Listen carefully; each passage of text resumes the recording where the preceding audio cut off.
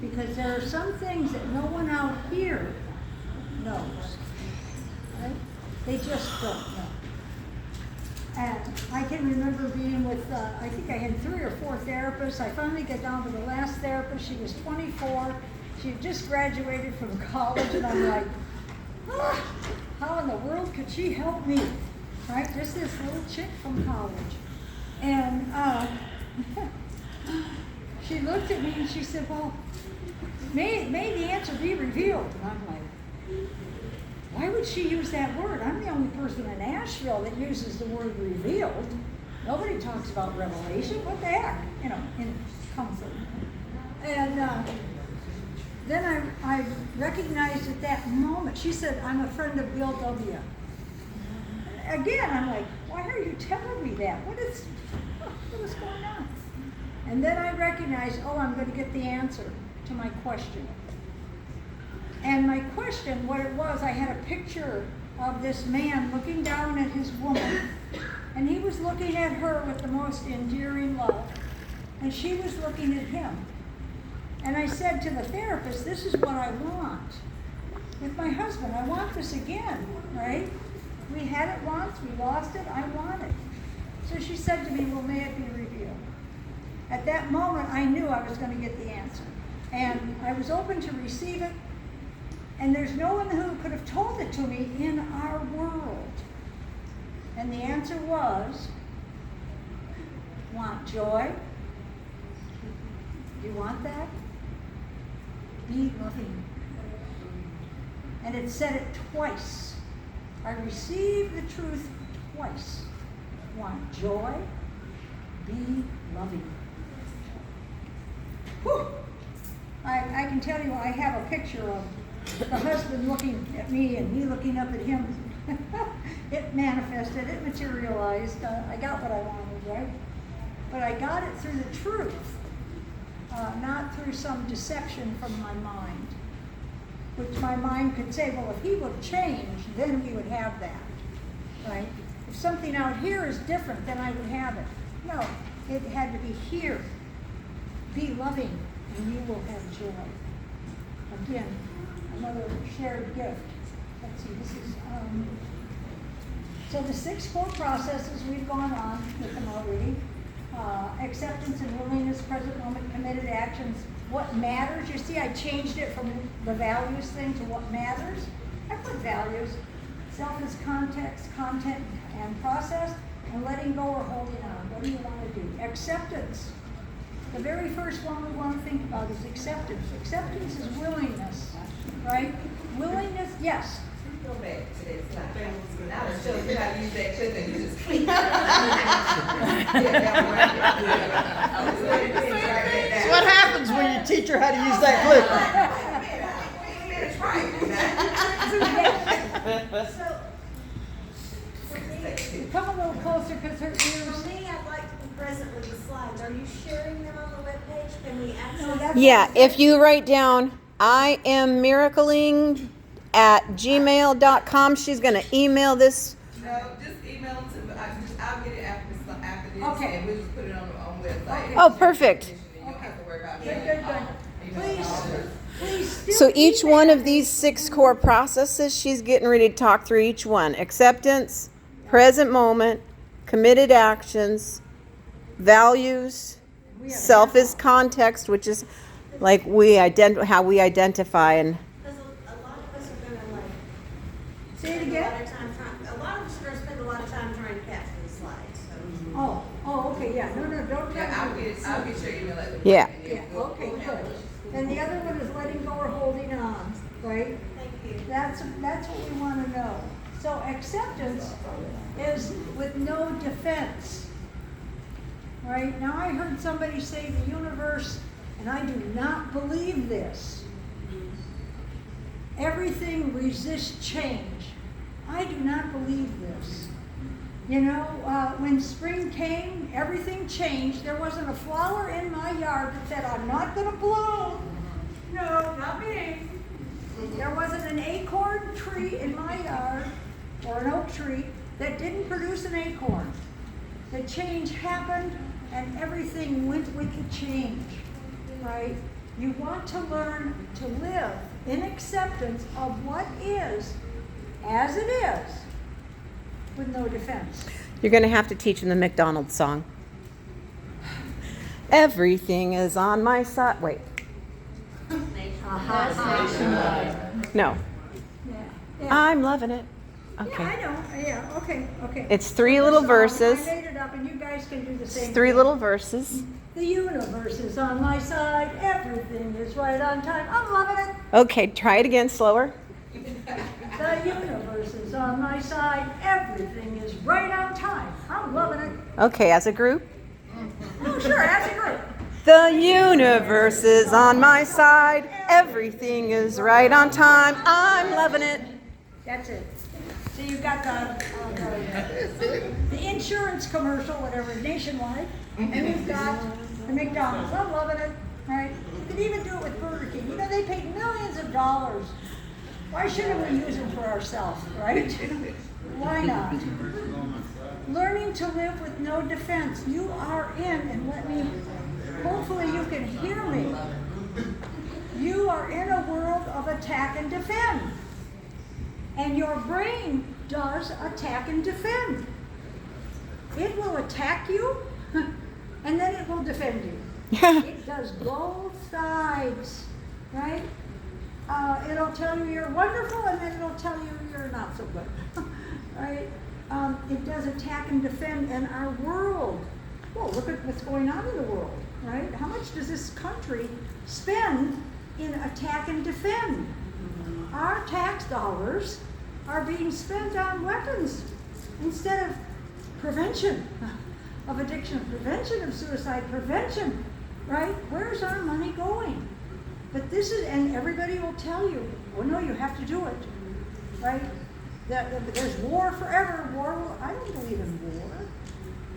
I just don't believe it. It's insane to me. But this is the world we're in. We're in attack and defend. So what I'm sharing from a part of you might say, oh no, I'm not going to live without defenses. I want to have my weapons ready. What are our weapons? Anger, hatred, racism, sexism, attachment to what we think is real, to what we think is real. What you think is real is not real. That's thoughts. Thoughts are just thoughts, folks. They're not facts. The brain is a storyteller. I agree. It is not a truth teller. It's not going to tell you the truth. It's a brain. It works like it's supposed to.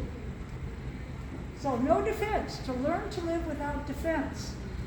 This takes a lot, and I'll really help you guys understand how to do it, especially in situations with your family members, where we have a lot of difficulty communicating and connecting with our family members. Yes?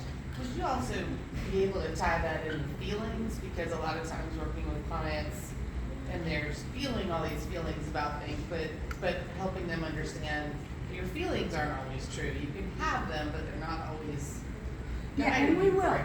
We Okay. will. We'll get to what I call chemical cocktails. Okay. We'll get there as we go. As we move. But Steve Hayes asks us to hold make room for, how's he say it? Making room for the, Make room for what's uncomfortable. Accept it as it is, right? Why? Because it is. Right? I had to accept that I was a little nervous. Why? Because it was. I wasn't going to deny it, right? I was going to go with it. I was going to embrace it. Okay, what can I do to help my body, brain, so she is comfortable as I'm standing up here sharing with all of you. Now, you have heard me speak in third person many, many times. I'm doing it on purpose. I am talking about her. I am not referring to her as me. I also do not refer to me, the one who's speaking, as I, me, my, mine, myself. That's the body mind. That's the body brain. I, me, my, mine, myself. I am not that. I'm the field that this exists in. I'm the field of awareness that's aware of what she is doing, when she is doing it, and how she's going to do it, right? That takes a little practice.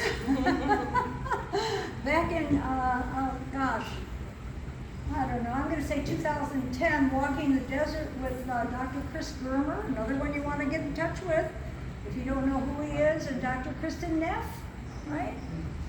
And I'm walking through, well, let's see, Cynthia will figure this out. We're walking through the desert together, and he looks at me and he says, well, how old are you? And I looked at him. I went, what? He said, how old are you? I said, are you talking about her? How old is she? And without a blink, he said, oh, speaking in third person, are we? I said, yep. I said, how old is he? And he immediately, without a blink of an eye, said, he is 62. Right? He didn't try to change me. He didn't say what I was doing was wrong. I never heard anybody speak in third person but me. But it became so natural and normal to speak about her, right, as a living being and the vehicle that I live in. And I can tell you the friendship just went from there, right? It just went on from there. He said, well, he is 62. Now, how old was she? And I think she was 72 at the time. So it's, I don't know what year it was, 10 years ago. So. How does it referring to yourself in third person help facilitate this theory? It creates distance between what's going on here and who I am. I do not assume I'm a body. I am the conscious awareness that's living here, that's being here. Does that help? Absolutely. Okay, good. And when you get to self as context, that's how we identify with the body and we get stuck in it and we're fused to it. But when we stop the self as context and move to self as content, I think. Yeah. I'm confusing the two. Content is the verbiage you're hearing, your radio in your head, right? Context is, this is the context, and then how you process the information is your interpreter, your inner interpreter in your head, right? I think Cynthia had that happen earlier. She interpreted, there was a gentleman walking across the room, he was going to the bathroom. Oh, yeah. Her interpreter in her head said, Oh, he's coming to give me a hug. So I stood up and I'm, accosting him and giving him a big old hug, and he was just trying to cross the room to go use the bathroom.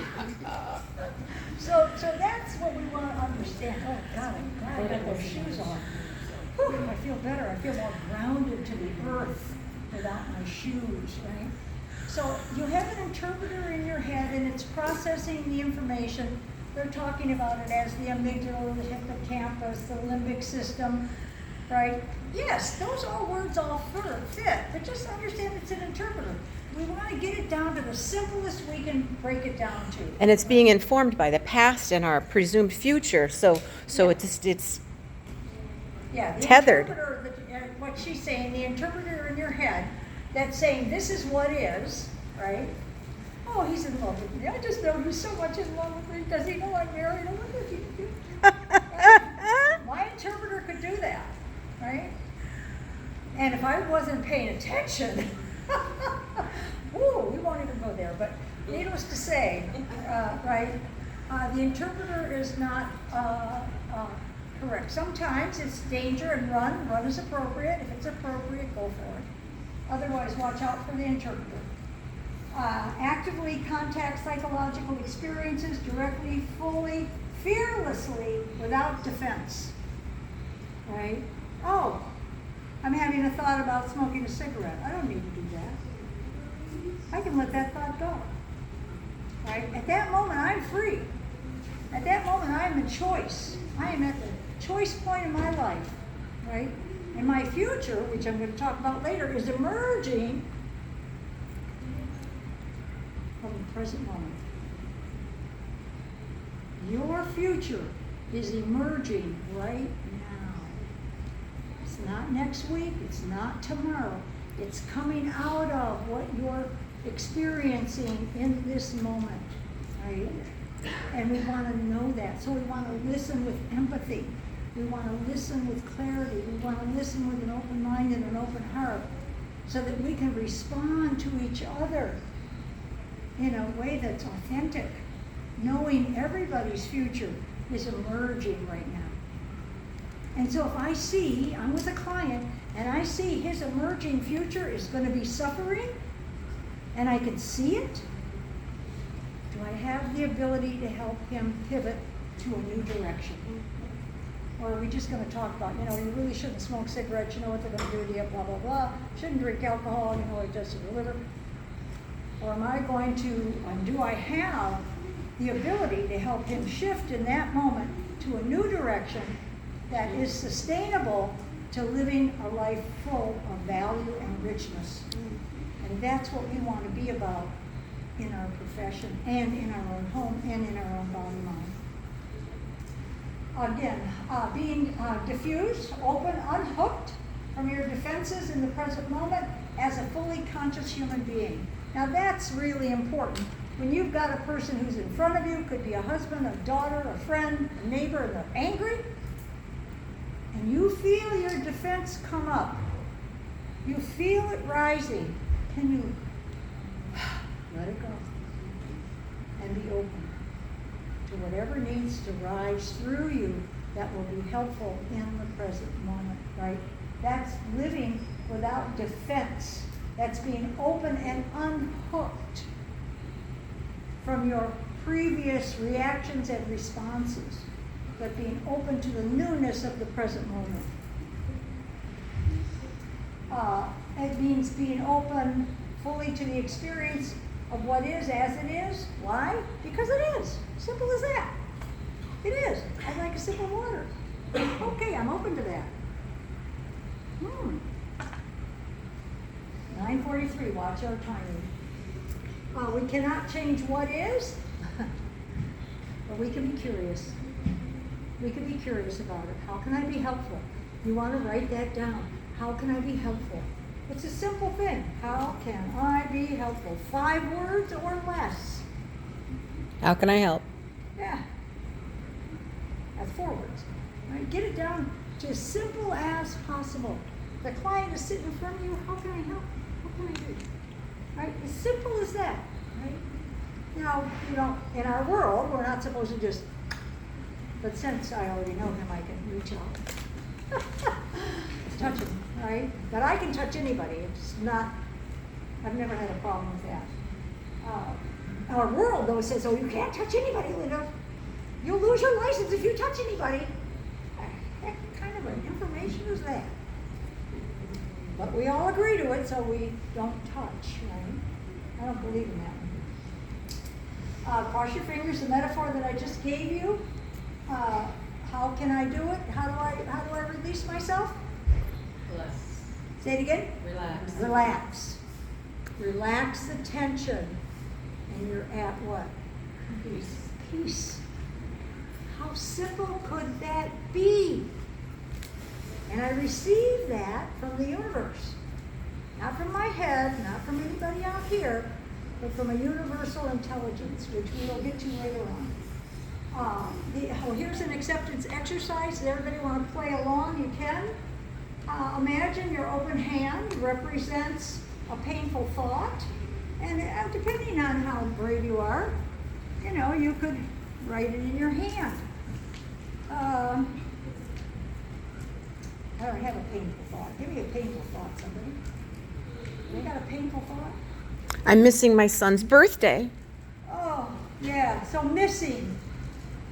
Okay, so I'm writing that in my hand. I actually have pens that are tattoo pens, right? Missing. Okay, I have the painful thought in my hand. You could write it in your hand, right? I'm not good enough. I'm anxious. I'm bored. I need a drink. I need something. I'm worried. Whatever is real for you, right? You want to write it in your hand. You want to look at it. I'm missing my son's birthday. Already you can see the look on my face, can't you? I'm missing my son's birthday. Oh, this is just,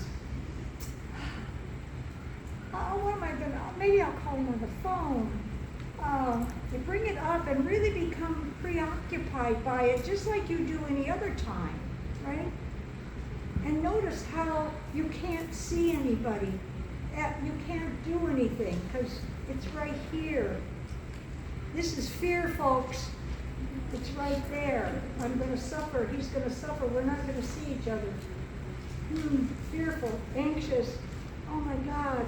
I'm now isolated, alone, cut off from the world, the universe. This is where I am because I'm preoccupied with this thought. So I'm just going to hold it over here. Let's see if you can put it out from you. I could feel right away. I could feel. But this is only going to go for so long because I can't use my hand. I can't do anything. Doesn't mean I'm not going to miss him, but I can just let it sit right here. I can just let it be right here with me. Now I can go about my life. I can move forward. Why? Because I'm not preoccupied or worried or caught up in some turmoil, some chaos in the body brain. You could do it differently. I like to use the hands because this whole part of your brain is connected to your hands. Why? Because we use them a lot. The other thing is your lips. You desire something, think about something you desire, see it, feel it, bring it right close to you and lick your lips. And your brain, your reticular activating system, your RAS, will start to look for whatever that is.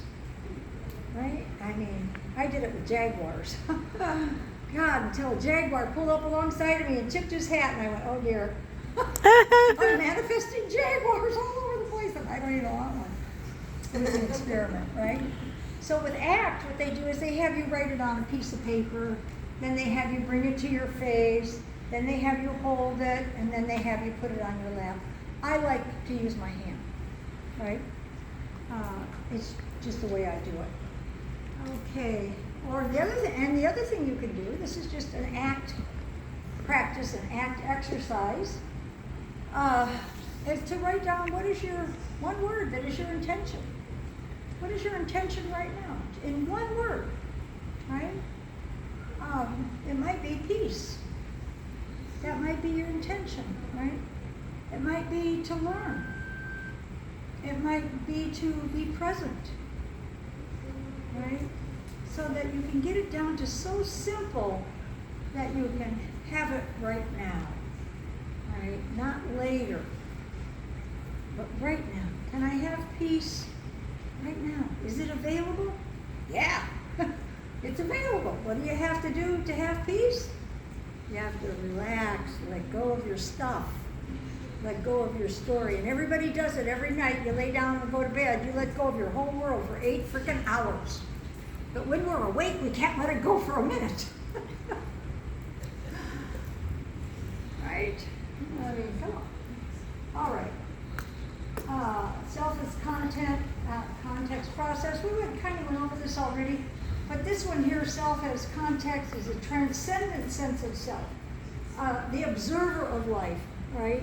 I am the field of awareness around her. That's the transcendent self. That's the self as context, right? And often called the observer. The process is not a thing, it's something we're doing in our head. We're aware of our thinking. We're aware that our thinking causes our feelings, which causes our grab. I'm thinking I need a drink. I have a feeling, a craving, an urge. I want a drink. My hand is going to get a drink. Does that make sense? Do you follow how that happens to all of our clients too? Could be cigarettes, could be alcohol, could be pornography, could be cell phones. That's the latest addiction, right? I had a doctor tell me the other day that's the worst thing that's happening to us because we're going to have rheumatoid arthritis in our hands. Okay, and then self is context, or this is the self of who we think we are. Who you think you are.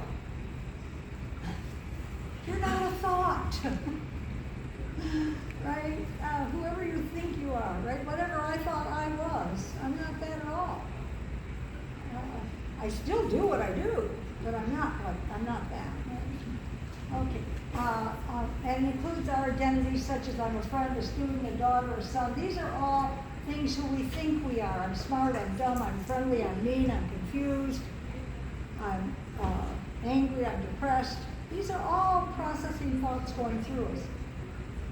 And I want to say this, and you can argue with me all you want, but you do not have feelings. I know you think you do, and I know you feel in the body mind, right? But every feeling comes from a thought. That's what creates feelings, along with your amygdala, your limbic system, and all those other words, right?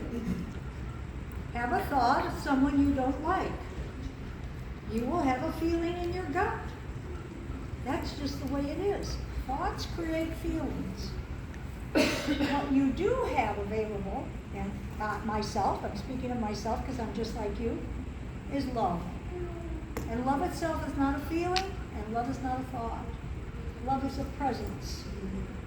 Actually, if you want to get down to the nitty-gritty, love is what you are. We think we're this. It's because what we're taught. It's called childhood conditioning, right? Okay, values, choosing life's directions or what matters to you, your heart's deepest desires, living the vision of who and what you want to be, but living it in the present moment. This is where it has to be lived, not next week, right? But actually living it right here and now.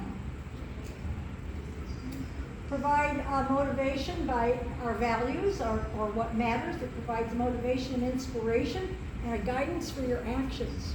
So if you focus on what matters to you, that's going to guide what you're doing, right? And it's going to guide the direction. If you're focused on anger, guilt, shame, fear, that's going to guide you also. Or addiction, that's going to guide what you're doing. So we want to notice, what am I focused on? What is my brain focused on? And what matters are your values. Give life meaning and give a sense of abundance. I have a little bit about that give life meaning because I think that what happens is I give life meaning. I did put meaning on cigarettes for 35 years. I did say they were good. I did say they were important. I did say I want them. I put the meaning on them. And once I took the meaning off, they were gone.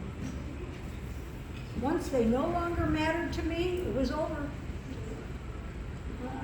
Now that might not seem that easy, but we can see how that works. And again, understand values are not goals. So, present moment goal. What is your present moment goal? Right here, right now. What do you want to achieve in this moment? You see, our goals are all stuck out in the future, right? And we got SMART goals. We're going to work to get them. They must be measurable and realized and achievable and time limited. And they've got us all running for the future. But it's not there. It's like running off the edge of the cliff. Present moment goal. You will be, and I received this message just recently as I was driving to work, and the message from the universe was, do not invest in future goals, you will be disappointed. I heard this within my own reception. Invest only in the present moment goal, which you choose, and you will never be disappointed. Never. How could that be? So yes. Well, we use this in group a lot, and we'll ask the clients, what is your present moment goal? And immediately they say, to get my driver's license back. That's not a present moment goal. What is your present moment goal? Oh, well, I'm going to get some laundry done later. That's the present moment goal.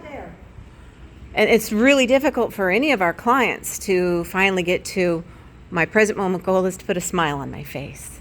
Right, oh, my present moment goal is to be happy. Can I do that now? Can I be at peace now? Can that be my present moment goal? Can my present moment goal be to be loving? Right? I mean, they've got us in a position where we're competing, we're trying to climb some ladder, we're stepping on other people to get ahead of them. I mean, whoa. If you Google that, there's no explanation of what a present moment goal is anywhere on the internet today.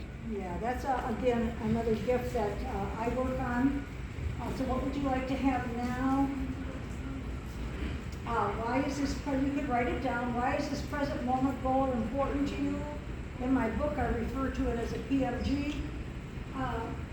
You know, and you don't have to do it, but you could do it, right? You could say, what is it I really want right now? And write it down. You could do that, right? Then you could say, well, why? Why do I want that? Right? Well, gee, I'll be healthier, I'll be happier, I'll be able to connect and communicate with people. If I achieve my present moment goal right now, when I do that, what do I have to do? Oh, I made a mistake. Look there. I'm human. Isn't that what they say? It should say PMG. Present moment F. Anyway, and what do you need to do? You need to relax, let go. That's how easy it is to achieve it in the present moment. Relax, let go. You'll be home free. Committed actions, 3 minutes. Visible behaviors, everybody can see you. So if you say, oh yeah, I want to be healthy, and you're out there just, you know, like I did, smoke a cigarette, you're not going in the direction of health. People can see that. Hopefully you can see that. Yes? How is the present moment goal different from our person-centered planning goal?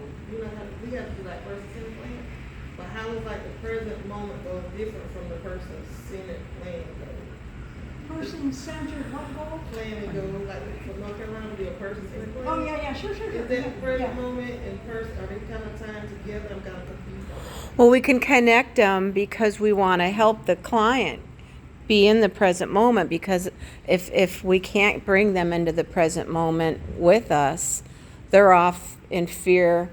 You know, we need to, what she calls I don't know land, living in I don't know, you know, because we don't know anything.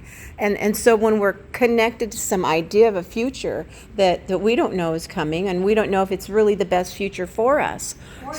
Or them. You know, we don't know anything. The best thing we can do is be present and be here, and person-centered for sure, client-centered, and how do we relax here now? Because this is the only moment I have to relax within. Okay, so I'm gonna add my present moment to my person-centered planning process and the goal. Present moment.